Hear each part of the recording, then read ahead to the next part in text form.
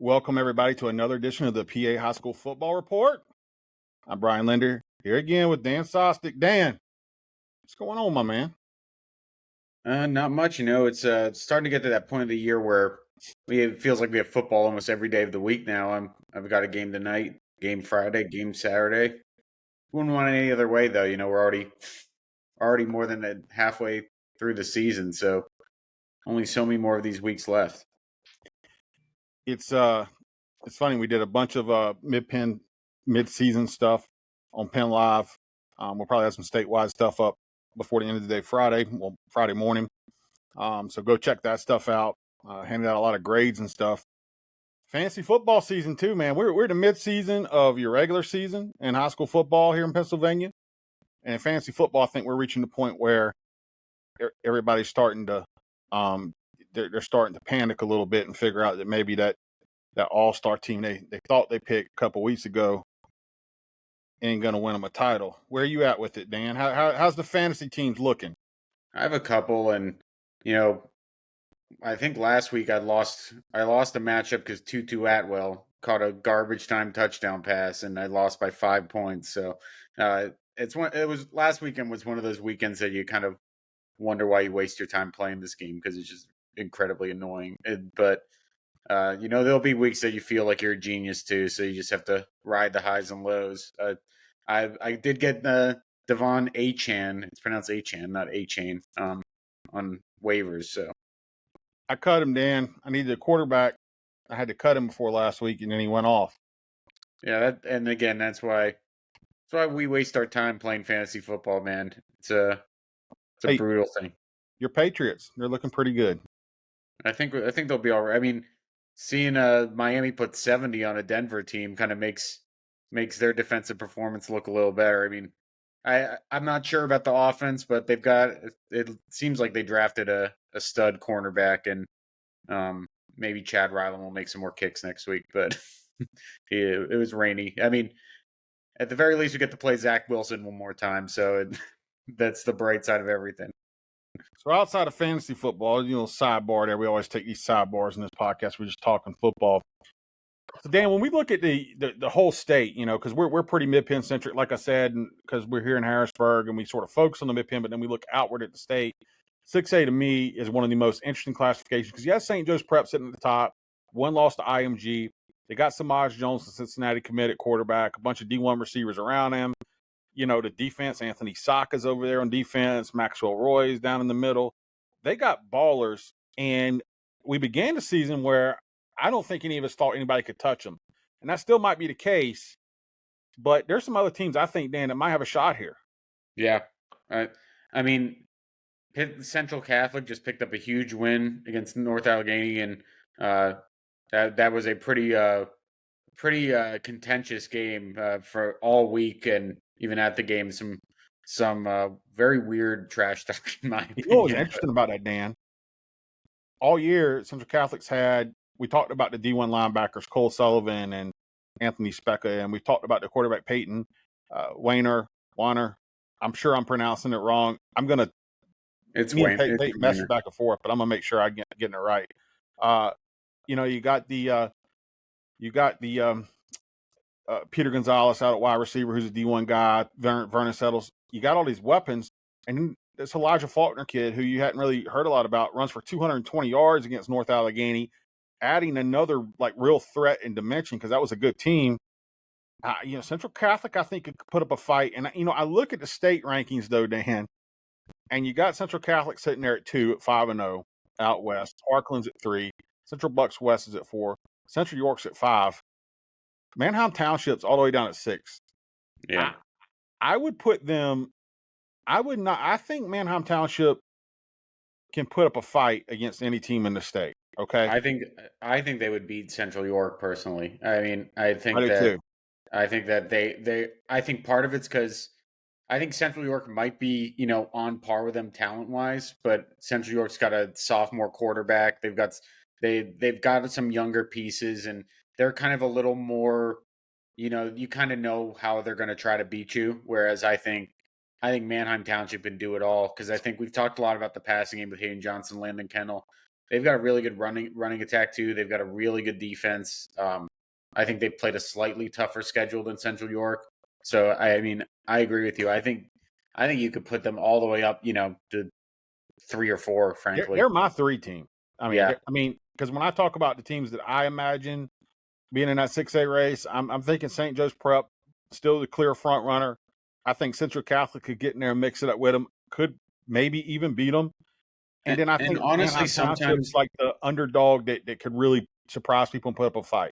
yeah, and sometimes I think we almost penalize teams too much for like losing a close game, right? I think North Allegheny, the playing Central Catholic, they played them pretty tight. I think it's like it was a Well, pretty, it was for like a half. yeah, for like a And then half. they Central Catholic kind of run away, and Yeah, I think it ended up being like I may be wrong, like a 55-28 game or something like yeah. that, but it was close for a half. That's the one thing that's been kind of concerning about Central Catholic is they're playing a lot of games where they're scoring a ton of points but giving up a ton of points, which you kind of worry about when you go against the St. Joe's Prep defense. That if the defense isn't up to par, but if they can shut down your offense, it might be a long day for Central Catholic. That's kind of the concern I have there. But yeah, I think you even look at, and we talk about it all the time. You can't even discount Harrisburg still because they, as we said, they're a team that builds as the season goes on. District 3 will have a say in it. Because Manheim Township's my favorite there. Yeah, This year, I think they're going to win it. But Harrisburg, I think, is going to have something to say about that. Central Dolphins still may have something to say about that. yeah. We've said for Central Dauphin we can't figure them out. It was a little disconcerting, and I think I gave them we did our grades for the Mid-Penn. I think I gave them like a C or C plus, and it's a little disconcerting because they lost to Downingtown East. They're undefeated. They're 7th in these polls right now in 6A. But State College, which is in the receiving vote section of the 6A state poll, came in last week and just kind of beat them up. And so, you would have liked to seen Central Dauphin put up more of a fight, I think, in that game. Yeah, But I still think with their line, get a few things ironed out. I think maybe, especially on defense, maybe they have a say in it out of District 3. State College may be in the mix at the end. Deontay Sheffy, who was the leading rusher in the Mid-Penn last year, over 1,700 yards, he's only got 200 yards rushing at the midway point. And we know he's a D1 level guy, but they found success throwing the ball with Eddie Corkery, Michael Gall, Ty Salazar, who's really probably one of the better underrated players in the Mid-Penn and got to watch for, down the stretch. So I think it's going to be really interesting. I think St. Joe's Prep's your clear front runner. To me, Central Catholic and Pittsburgh is a clear, sort of 2 that I think could beat them, St. Joe's Prep. And then I think if you're looking for that outside team, I think Manheim Township's way too low in the poll right now at 6. I think they're my 3 team, and I think they could be in the mix. So yeah, I totally agree. 5A real quick, MOTEP. I think this is the year they throw the ball better. They got Mikal Davis at quarterback. He's an Army commit. Jeree Wallace Coleman's running it. Sayer Coleman's running it. They got Tessier Denmark. I think he's going to be able to play in the postseason. I talked to both coaches in the preseason, and it sounded like Roman Catholic was going to sign off on him going. I haven't talked to them really since. But if he's ready to go, that's a big time weapon for them too. And then on defense they're loaded down. I don't see anybody in that 5A. That's going to step into arena with them and win this year. And I know they're hungry too, Dan, because they've gotten there with a bunch of talent the last couple of years and hadn't gotten it done. So I know they're super hungry. Any thoughts on 5A moving forward across the second half? Yeah, it's pretty much like you said that it's gonna be it's their state title to lose. Frankly, I've heard good things about Peters Township down there in in the Whitfield. I heard they're pretty. I've heard that they've been looking pretty strong out there, and Penn Hill's had a bad loss to Moon, but they have Julian Duggar out at a quarterback who can make some things happen. But all in all, like you said, it is. If they don't win this year, I think it's going to be a real hard pill for them to swallow because there's not that Pine Richland team that's building at the right time. I'll be honest, I don't know a ton about Westchester Ruston and them back in District 1, but they're unbeaten. They're number 2 in the poll. That just feels like to me there's going to be a pretty significant talent gap between UMATEP and the other teams ranked among them in the top 5. 4A, Bishop McDevitt here in Harrisburg. They're 5-0. They've rolling along. They've played probably a tougher early season stretch than they normally do. And they come out at 5-0. Stone Saunders has thrown like 20 touchdowns with 1 interception, maybe none. I don't think he's thrown an interception this year. Yeah, so he's just being a cyborg again. And Rico Scott is a guy that's an Alabama commit, and coming into the season, Rico wasn't happy with how he played. And quite frankly, a couple times I think we said, we don't think we saw the best of him yet.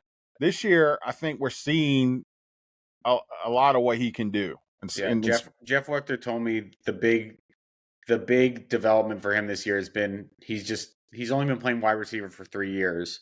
They said this year he's really figured out the intricacies of route running and reading the quarterback on scramble plays and things like that. And because once he gets the ball, there aren't many people in the state of PA that are going to be able to corral him easily. So I think that Eric and I were talking on the pod earlier this week that he might not lead the Mid-Penn in receiving yards this year. I think a lot of that's due to some of the second half stuff where they haven't had to play as much. But whenever they've needed a big play, they've gone to him, and he's been there this year, which is frankly the difference between last year when they played EMATEP. He'd be the first one to say he had some tough plays in that game that if they go differently, they probably beat EMATEP Charter, have an unbeaten season. This year, there's been the opposite of that, where he has come up huge for the team in big moments. So the concern for them, I think, they have these weapons in the passing game. Chase Reagan's out there, who's a James Madison committed safety. He's doing really well in the passing game. They got a young kid named Jonte Quick, who Jeff Wechter, their coach at Bishop McDevitt, has compared to Brian Lamel, who statewide fans may know because I think he had a state record for receptions in the season. At one point, I think he had a couple state records, I think, for receiving that Julian Fleming may have beaten. But he was really good. So they got the freshman Jonte Quick, Nevin Hopkins. I think when I looked at their stuff for the grades, Dan, a couple things stuck out to me. One, they haven't really used Nick Sloggett a lot in the passing game. He's a tight end commit to East Carolina, and they haven't used Nevin Hopkins a ton. He did catch a touchdown against Cedar Cliff. I think both of those guys can get it done. And obviously, I think both of them are Division I players, and so those are weapons they haven't used. A concern for me, Dan, they have one running back who has like 205 yards rushing. Past couple of years, they've had a couple 1,000-yard rushers. Marquise Williams, obviously being the big name there, but I think 2 years ago they had Marquise and Sincere Bowers ran for over 1,000 yards. So the running game really isn't clipping off for them, and that could trip you up, when you get into the postseason. So I'd like to see that. I'd like to see that improve over the second half. Yeah, I mean, especially when you're going against the teams you're going to, because basically Aliquip has not been tearing the cover off the ball, to start the year so far, but we still imagine they'll probably be that team there at the end of the year. Thomas Jefferson's also looked pretty good too, but I imagine we're getting Aliquip at McDevitt 3. And, for all the passing highlights in that state championship game last year, some of the biggest plays in that game were Marquise Williams breaking off big runs towards the end to kind of help seal the deal. You just need to be able to do that. And I think they're still trying to figure that out a little bit. I think part of it is it's not like they're feeding these running backs. They're kind of giving them, 10 carries each with Nas Jones-Davis and Maurice Barnes. It's not like they're kind of turning them and handing the ball off 25 times a game to let them get going a little bit. So that might be a little part of why the stats aren't there. But even watching them, there's still definitely some room for improvement. And part of that could be the offensive line, being an entirely new offensive line. Jeff Wechter said he's been pretty pleased with offensive line, thinks they're further along than he thought they'd be, which I agree with. I think they've kept Stone Saunders pretty upright. But yeah, they're going to need to be able to run the. I don't think they're going to be able to survive the whole season without 100-yard rushing performance in a game or something like that. The good news for them is, and I hate to really knock other Keystone teams, but McDevitt's on a different level than them. They're in the Keystone part of that schedule now, and they just beat Cedar Cliff, who's probably the second best team in the conference, 48-7. So they're probably going to have plenty of opportunity to kind of work on that down the stretch. I still think that are front runners for a 3A real quick. You got a lot of teams at the top who aren't necessarily from our area. Bell Vernon's there with Quentin Martin, the Penn State commit up top at number 1. They just While had a bad missing is loss this 2. past week, though. Bell What's that? Vernon. Bell Vernon had a tough loss this past week, though. Yeah, they did. They did. So that'd be interesting. They got some guys coming back. Their quarterback actually, I think, is committed to play tight end in Division I football. Brendan Law, I think, or Loss. Again, guys, I'm bad with names, but he is he's a Division I commit. Wild Missing's there too.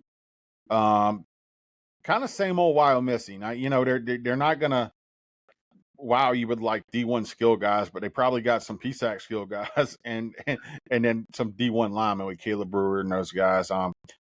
West Perry's down there at 6. We know a lot about them. Scrappy bunch. Fun team to watch. Anything else sticking out on 3A there? I still think Bell Vernon has the one thing in 3A the one advantage in that they have the best player in the division. So yeah, I mean, I think you still have to favor Bell Vernon. The loss this past week's a little concerning, but when it gets down to it, they're gonna have Quentin Martin to turn to when all the cards are on the table. It's cool to see West Perry though again starting 5-0 this year. We give them a lot of credit, but I think it's deserved because that's not an easy place to build a program that makes it into the state rankings, especially given going against schools like Trinity and things like that and pulling out wins like that.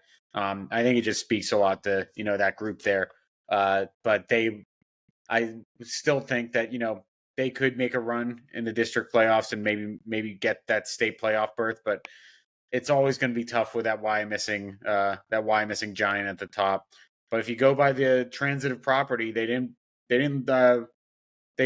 beat Trinity by pretty much the same amount. Y missing, they maybe I guess it was probably even more technically, but it feels like that's probably a matchup that'll be a little too much for the Mustangs. I think Y Missing is just one of those teams that's pretty hard to play against, just because it's hard to kind of get ready for that different offense. And it's one of those things you can prepare for with players on your own team.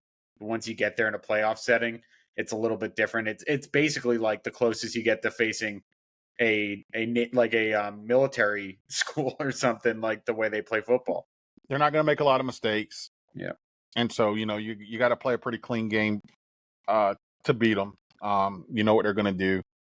Danville gave them some trouble last year, so they're maybe a sleeper team in this area in this classification. They're as well. always pretty good. So 2A, man, Southern Columbia is just a machine.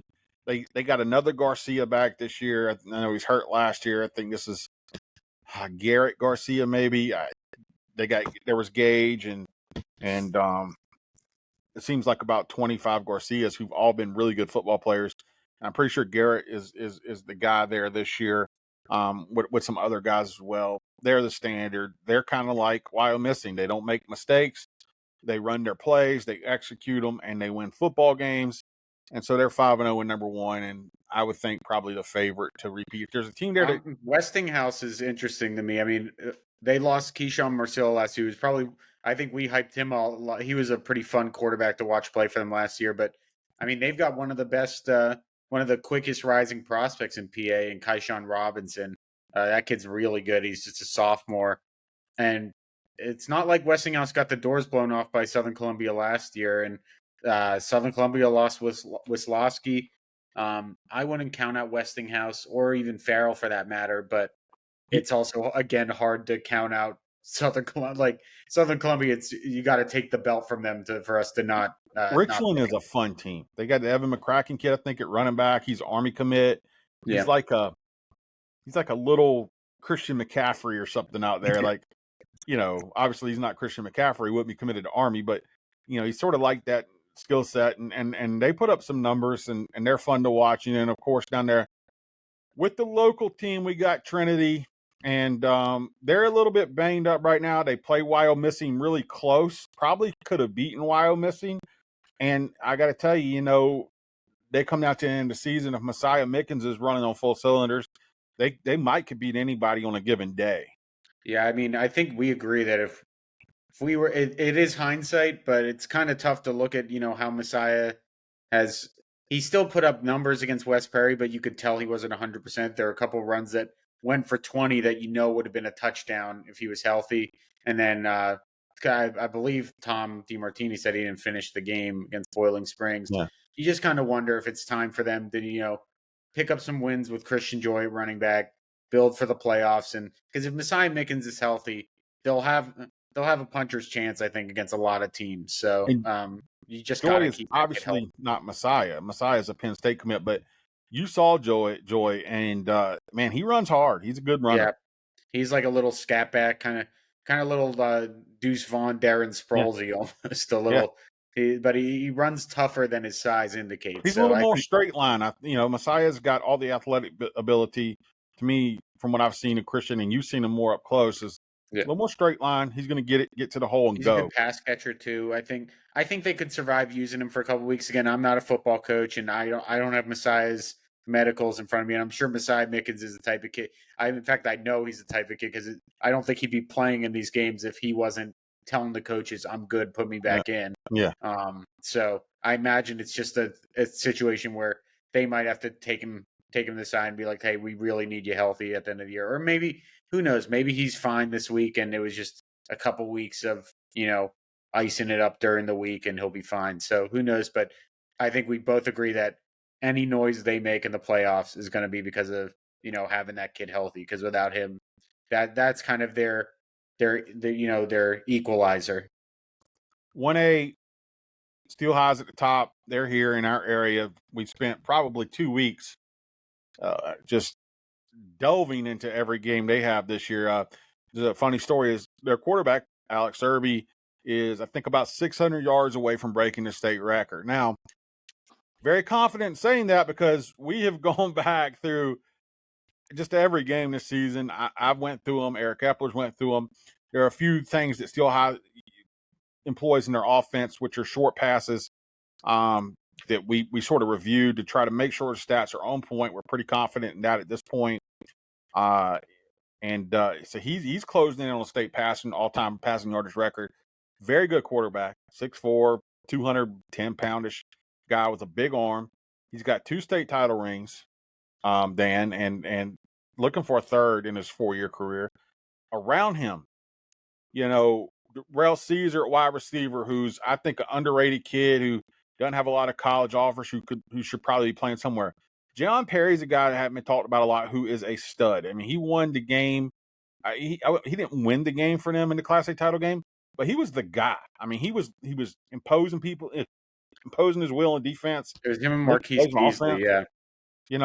He can do it all. He should be on Epini's pod. I thought we were talking about best supporting. We were doing some awards. He did best supporting actor sort of for football players, and we kind of named him one of the best supporting actors. Kind of compared him, like a William Dafoe type that comes in. He might not be the lead actor in the movie, but you might come away from the movie being like, man, Willem Dafoe is the best part of that movie, and that's Jayon Perry. You come away from a lot of Steel High games saying, man, Jayon Perry won that game for them. He's probably like, when we say that guy's a guy, he's probably like the guy that doesn't get enough buzz. We got a lot of good players in the area, but he's low key, like, just a really good top, probably 20 player in the area. Our Mid-Penn mid-season all-star teams are coming out tomorrow, Dan.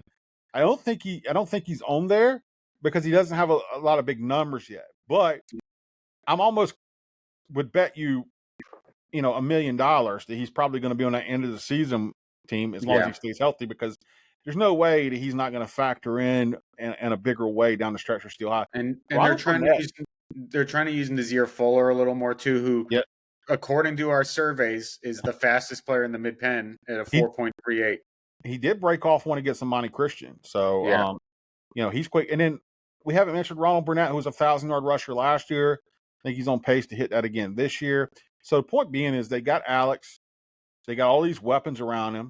They got guys on defense. Amari Williams has been doing this since he was a freshman year. Nobody really talks about him. Eugene Green. Player. Andrew Irby Jr. On the line is a very good player. So they're my favorites. I think hands down still high. I got them taking it all again. Anybody in your mind in 1A you think could give them a fight?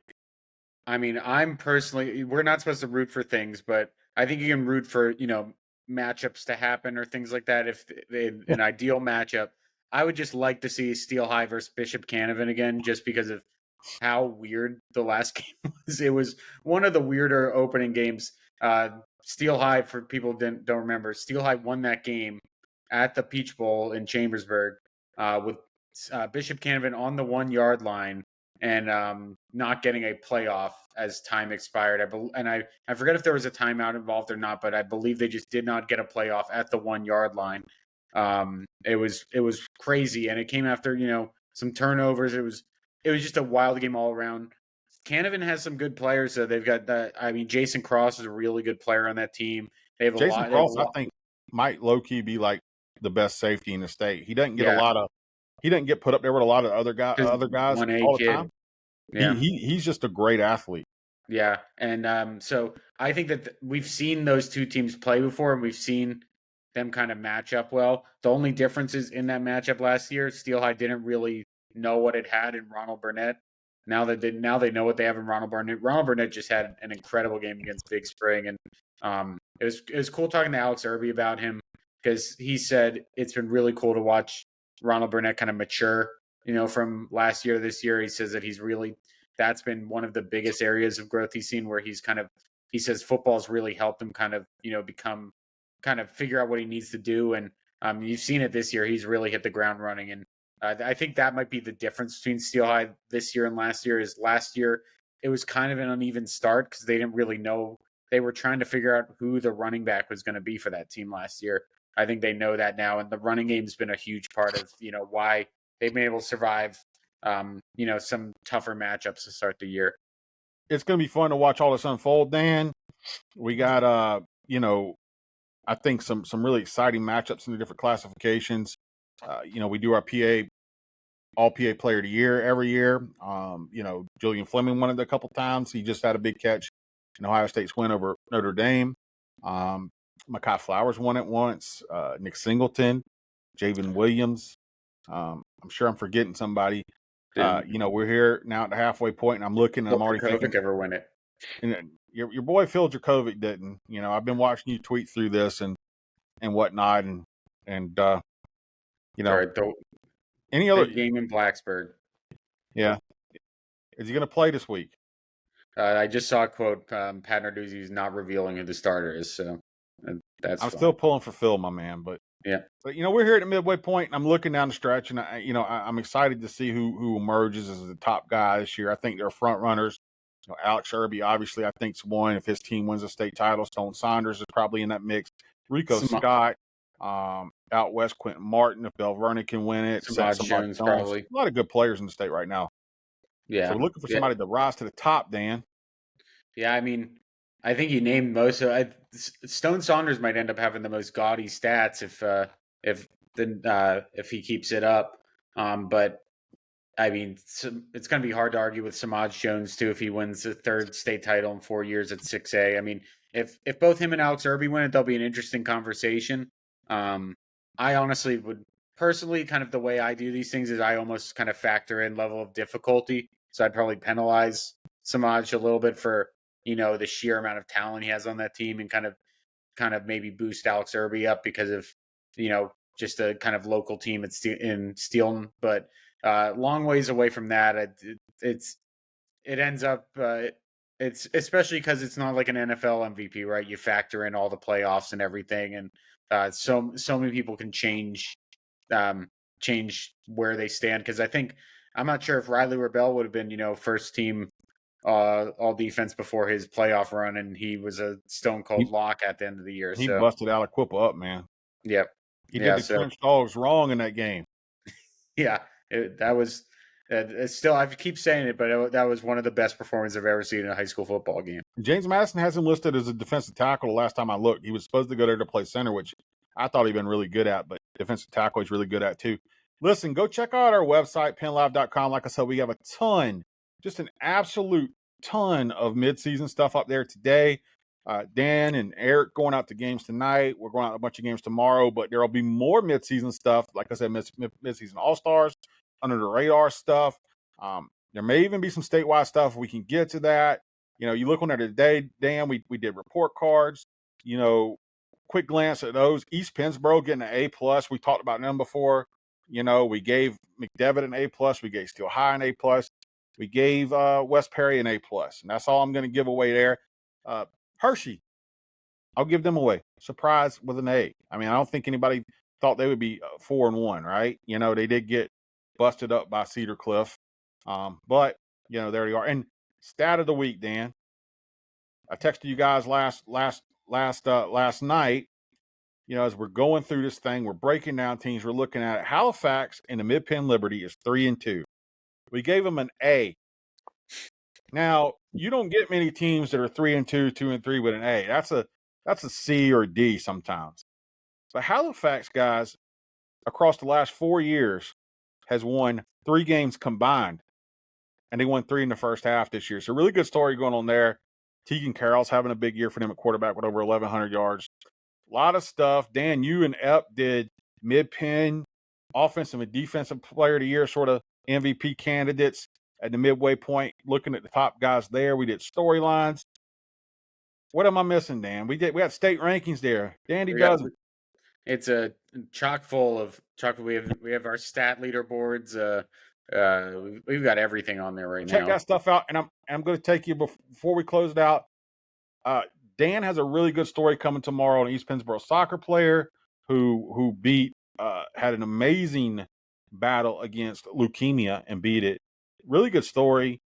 And I was telling Dan, I'm pretty sure, like, even back when I was going through cancer years ago, I sort of remember her because I think we were going to do the story where she was the little girl, kind of on the sideline for the team. And now she's playing for him and doing so well. And it's a really great story that, Dan, you'll have up tomorrow. So what's her name again, Dan? I'm drawing a blank. Yeah, Ashlyn Brziak.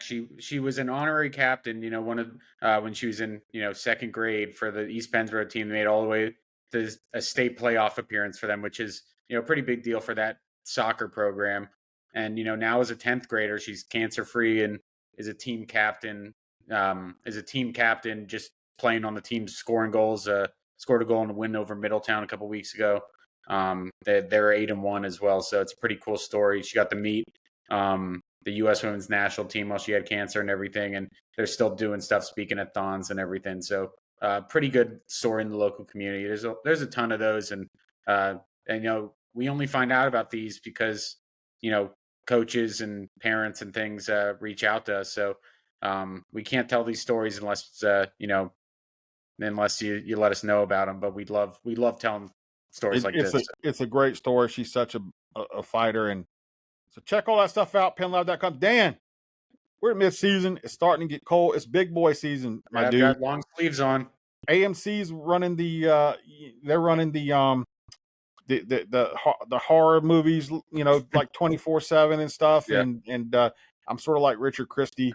Candy corns in the grocery stores now, which makes me happy. Like the Stern Show, I'm like Richard Christie now, which I'm like, I don't know what happened to me, but I sort of turned into like a geek for like these corny horror movies.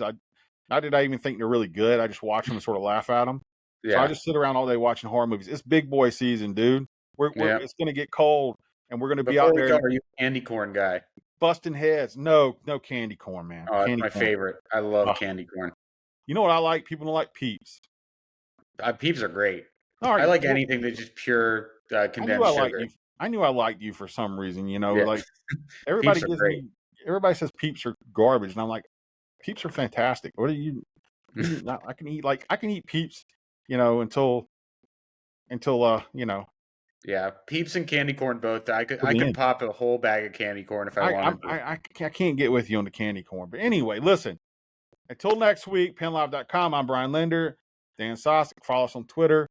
Check out our coverage. See you guys next week.